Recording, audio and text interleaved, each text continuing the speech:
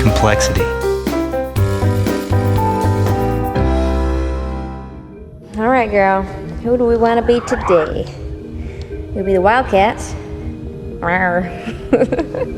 Oh, that's cute. You know, the precocious girl with pigtails, I think. Ooh. Oh, my Laura Croft persona. Oh. That's a good one. No, I just think I'm gonna send my tall avatar self today. Are you ready to meet? Be right there.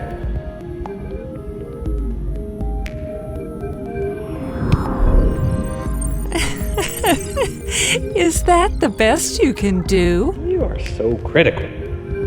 Just a minute. That's not much better. Be with you two momentarily. What did you say you were doing in my truck that night we came here? Life used to be so simple, and all of a sudden it's so complex. Complexity. Now there's a topic. Yeah. How do you start with something so simple and end up with life being so complicated? Like you said, everything starts out simple. Jeeves, if you please. Whether you're talking about dog stars or dog stars, diamonds or diamondbacks, all normal matter is made from electrons and two other tiny little guys called quarks.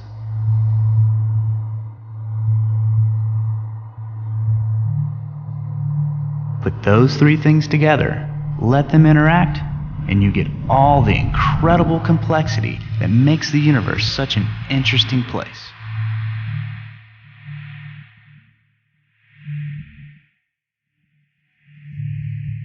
But how does that happen? How do you get somebody like Leonardo da Vinci from mixing just 3 different particles? How do you go from such simplicity to such incredible complexity? Let me take you on a journey, and together we just might figure it out. Along the way, we will probe life, consciousness, and the inner workings of the human brain. And just maybe, uncover a few surprises.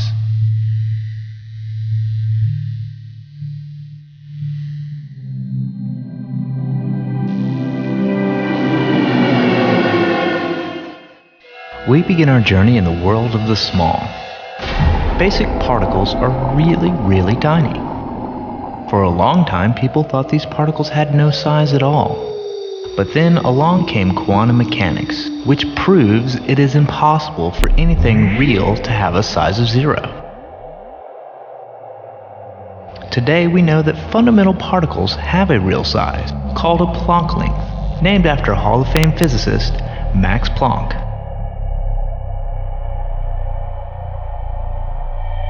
Now, a Planck length is so small it's hard to imagine, much less to describe, but that won't keep us from trying. If a Planck length were as large as a grain of sand, then a proton would be the size of the Earth.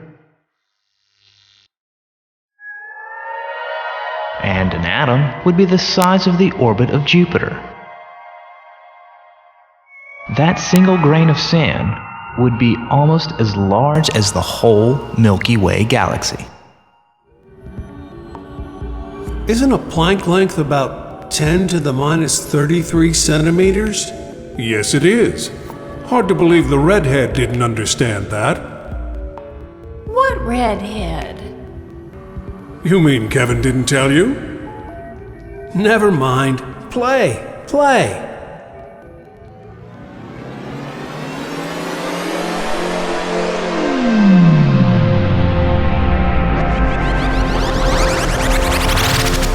Look at these grains of salt. To the naked eye, they all look the same. But under a microscope, you can easily spot the differences.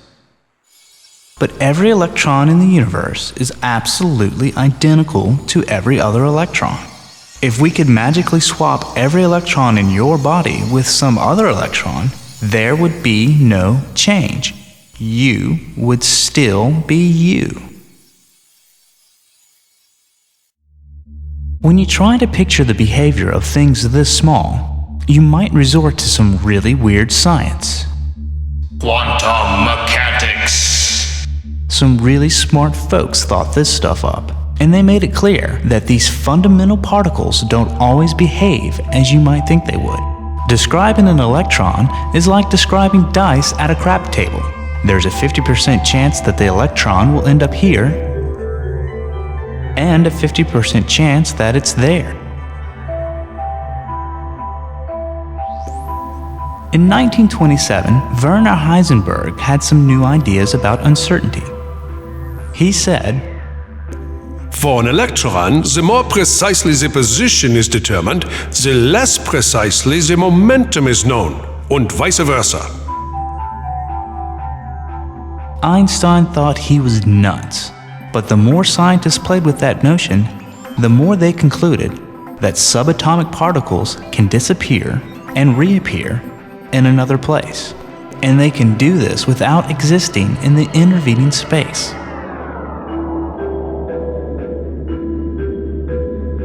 When an electron is trapped inside an atom, the places that this activity is limited to is the space around the nucleus, and this makes it look like a shell. Basic particles can also be in more than one place at a time, if the time is brief enough. An electron can travel from here to there along all possible paths simultaneously. And even more astounding, these particles can appear out of the nothingness of space, exist for an extremely brief instant, and then disappear. Scientists call them virtual particles. They may be virtual, but they can have very real effects.